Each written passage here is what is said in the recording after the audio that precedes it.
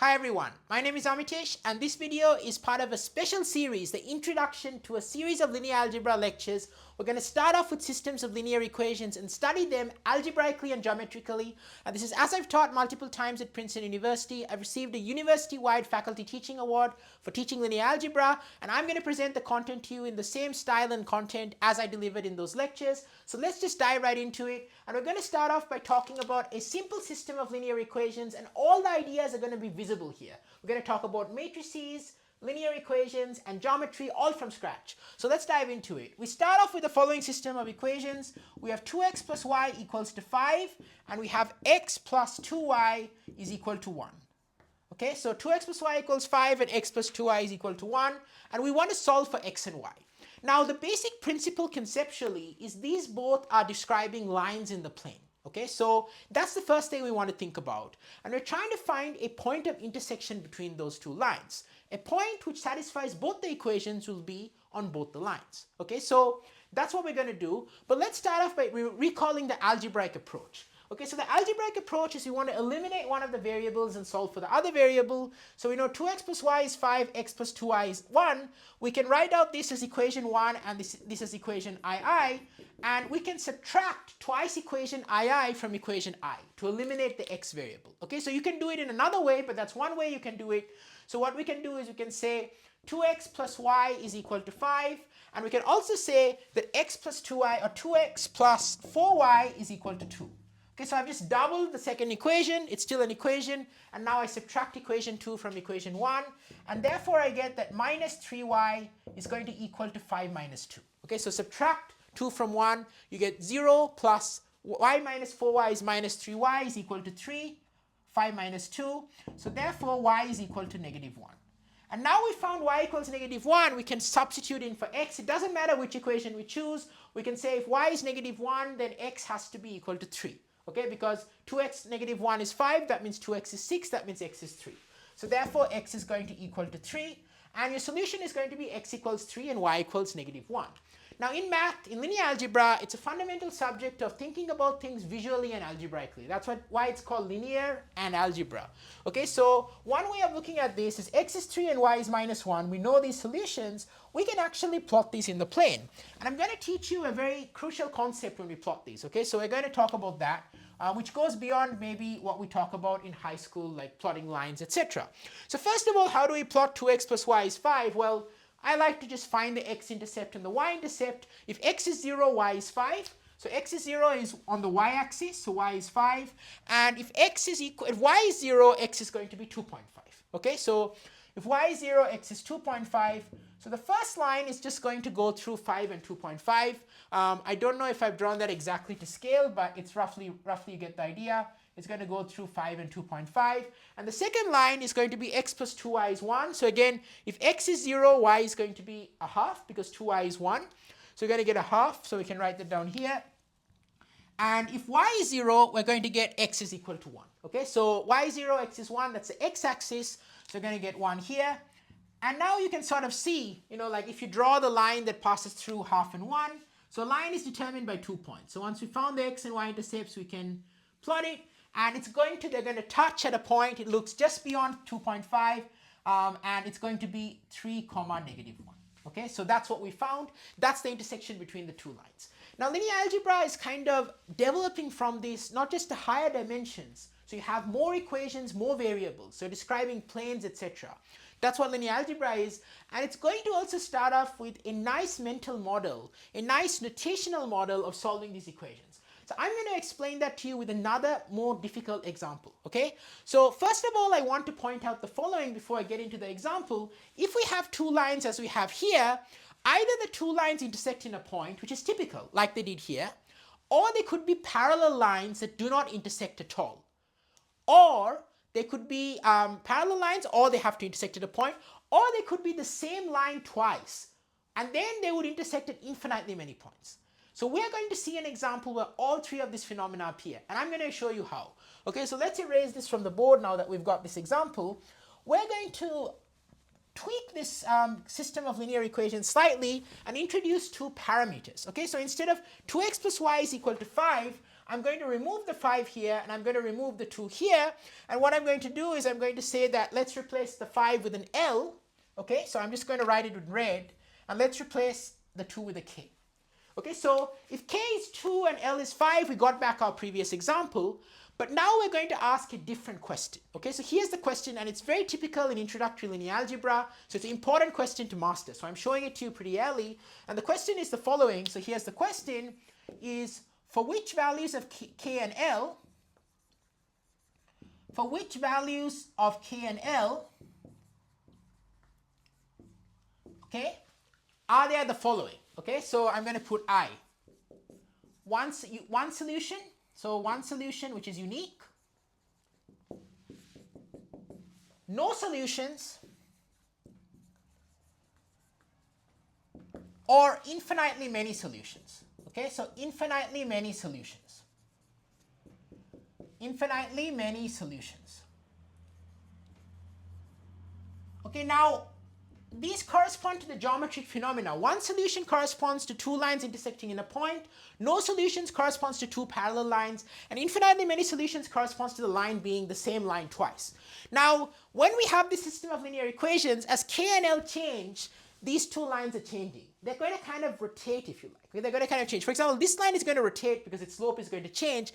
This line is not quite going to rotate, but it's going to kind of go parallel to itself.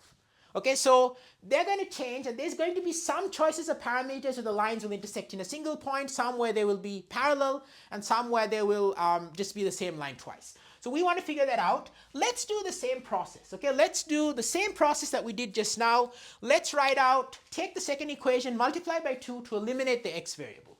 Okay, so we have 2x plus y is equal to L. We multiply the second equation by 2, we get 2x plus 2ky is equal to 2. Right? And now we can subtract the second equation from the first. Okay, so we've got that down. Subtract the second equation from the first. So therefore we get y minus 2ky is going to equal to L minus 2. And therefore y times 1 minus 2k is equal to L minus 2. Okay, so this is an impasse. This is a point where we have to think a little bit. Okay, what's going to happen? Because of course k and L are going to matter. So here's number 1. What happens if the thing we're multiplying by y is 0, right? So instead of just eliminating one variable, we actually ended up eliminating both variables. What does that mean? Okay, so when is the coefficient equal to 0? Okay, so I'm just going to show you that when is the coefficient equal to 0, that's when k is equal to a half, right? 1 minus 2k is 0. So if k is equal to a half, let's just write it out here. If k is half, then it's 0y is equal to something. But 0y is always 0. So if that something is non-zero, there is no solution. Okay, so if k is half and L is not 2, then there is no solution. Because in that case, we're saying 0y is something non-zero. Okay, so then no solution. Okay, so this is a collection of cases where there is no solution.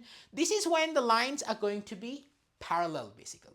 They're not going to intersect in a point. And I encourage you as an exercise to try to write out one example of that. Take k is half, take L is 0 or something, or 3 or whatever. Try to see. You know, no matter what L is, it's just going to be a parallel shift. But the k is half is when the slope of the second line is just right, so it's parallel to the first line. No matter what the L is, because all the lines are parallel as L changes, because you're just changing the constant. Okay, so there's going to be no solution. Now, what about when k is half and L is equal to 2? What happens there? Okay, so if k is half and L is equal to 2, if k is half and L is equal to 2, then we're going to get 0y is 0. And here's a cool thing. Earlier, there was no y that could work if the right-hand side was non-zero. But if 0y is 0, any y would work. And if any y works, then there's going to be an x that will work for each y, right? So what that means is that we'll get a whole line of solutions, basically. So this is the situation where, so in this case, when L was not 2, it was parallel. But when L is exactly 2, k is half in both cases, it coincides. So you get the same line twice, and there are infinitely many solutions. Okay, so here we say infinitely many solutions. That's case II. So I'm going to write that out in red. Infinitely many solutions. Infinitely many solutions Okay, that's going to be that case. And in all other cases, right, as long as 1 minus, if k is not half, we're multiplying y by something non-zero, we can divide both sides by that thing. We can divide both sides by 1 minus 2k and get a solution. Okay, so I'm actually just going to erase that here. Y times 1 minus 2k is L minus 2. Well, therefore, what that means is that if k is not equal to half, right, if k is not equal to half, then y has to be a fixed point. Y is going to be L minus 2 divided by 1 minus 2k. And it doesn't matter if L minus 2 is 0. Then you get 0 on the right side. What matters is we're not dividing by 0. That's kind of the thing with math. Don't divide by 0. So y is that, and then you can solve for x. Okay, so I encourage you to do that. Drop a comment down below. What would x be in terms of y? And if you've watched this far, thank you so much. Please like and subscribe. I'm creating infinite free accessible math content. I'm trying to support as many people as possible and deliver elite math education straight to your room. Okay, so we've got the case where there's going to be a single solution. So here I will say unique solution. Okay, we can find what x is. Okay, we're not, the question is not asking us for that, but we can do that if we want. Okay, so there's going to be a unique solution, and that's like the general case, right? That's when k is not half. Well, if you pick a number at random, it's not half, right? So in general, that's the situation you're at. But if k is half, that's a very singular situation. So in math, we say generic and singular, but it's not super important. It's a singular situation where the lines become parallel or coincide, but generally they will intersect at some angle. Okay, so that's going to be the answer to that question. And that's an example of what is commonly encountered at the beginning of linear algebra. It's an algebra side, it's a geometry side, and as you can sort of imagine, and I'll do this in another video, so sequel to the video, subscribing also helps keep you posted on infinite free math content at all levels. As I upload these lectures, I'm delivering straight to your room. But the point is that in the case of three equations in 3 variables, for example, equation in 3 variables describes a plane in R3. Okay, in 3-dimensional space, and 3 planes, they could intersect in a point generally, or they could intersect in a line, or they could intersect in a plane if they're all the 3 same planes, and you can do the same game, and that's the next level which we'll do. But first, I'm going to introduce you, just to finish off this lecture, with some linear algebra notation of augmented matrices. Okay, so let's actually write down our system of equations again that we had. It was going to be 2x plus y was equal to 5, and x plus 2y is equal to 1. I just want to introduce you to this idea so we can build on it in the next lecture. So what's the idea going to be? Well, basically, in this equation, what's the process we solve it by? We solve it by eliminating a variable, right? We multiply the second equation by 2, then we subtract it from the first equation. Now, in linear algebra, as math develops, people want to be clutter-free. So instead of just thinking, we know there's an x and y, so let's just record the coefficients, right? What are the coefficients here? We just have a 1x and a 1y, which we don't write down in algebra, and we have a 5 and a 1. So what people do is they write it out in such a thing called an augmented matrix. So what is an augmented matrix? It looks something like this. You record the coefficients of the x, y here, so you've got 2 and 1, and here you've got 1 and 2, okay? And here you've got 5 and 1, okay? And you separate them by a line just to kind of indicate that they are what the equations are set equal to, okay? So they are not coefficients of variables, they are constants. So we separate them by a line. This is an augmented matrix. And now we do something called row-echelon reduction. So it's exactly what we just did before in the very beginning of this lecture, but I'm just going to start off and show you just the same process notationally, okay? So what we do is we label the rows, row 1 and row 2, and then we can multiply. So it's valid when you have an equation, you can multiply it by something. So you could say multiply the second equation by 2, and you can sort of indicate that. You can show your work. If you're working this out, you can say 2 times ii. Okay, that says you're multiplying the second row by 2, so the second equation by 2. So all the coefficients double, and the constant here also doubles, right? So we get 2, 1, 5, and we get 2, 4, 2. Okay, this is just telling us notationally what we did at the beginning, okay, at the very beginning of this video. So now we've got this, and now we can subtract the second equation from the first. So now what we do, so we do a tilde. It's a funny tilde to say this is row equivalent, okay? These are augmented matrices, it's new terminology. This is row equivalent to this one, which means we've done what is called a row operation. I'm not going to define it very precisely right now. I'll do it later in later videos, but it's basically some legal thing that still keeps the equations true. So doubling an equation keeps it true, and then subtracting one equation from another keeps it true. So now we can subtract the second equation from the first. So the second row is the second equation. We subtract it from the first. So now what we get is we get a 0 here. So we get 0. 1 minus 4 is negative 3. And then 5 minus 2 is 3. Okay, and then we get 2, 4, 2. And now, you've got something where you can now put this as I minus 2ii. Okay, these are what we did at the beginning of the video. And then you have 2ii. You can also call this ii prime. Sometimes people like to do that. So then you don't have to repeat 2ii and just say ii prime. And then you've got that. And really, as you get used to it, you don't even have to label what you do. As long as it's clear, it becomes clear what operation you've done. And now because we have a 0, that variable has been eliminated, and we can directly solve.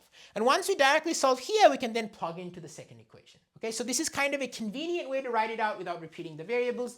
Thank you so much for watching. I just wanted to show you that concept so you're prepared. Next time we're going to go into more details on this. We're going to talk about 3 equations and 3 variables, start getting used to augmented matrices, playing around with them and solving some more problems to really master systems of linear equations in variables with any number of equations, any number of variables. And there's a lot of theory behind it. So stay tuned for that. Subscribe for infinite content so you don't miss it. Hit that bell notification. I'm super excited to see you in the next video. Remember, I'm delivering elite math education. I want to help as many people as possible. I don't want it to just be accessible to people in a specific high school or college. I want everyone to have the chance to learn this stuff from their room. So please like, subscribe, share with friends, family, other students if you're studying in high school or college, so that everyone has access to this, helps grow my channel and support my vision of changing lives through math education. Thank you so much, and I'm super excited to see you in the next video.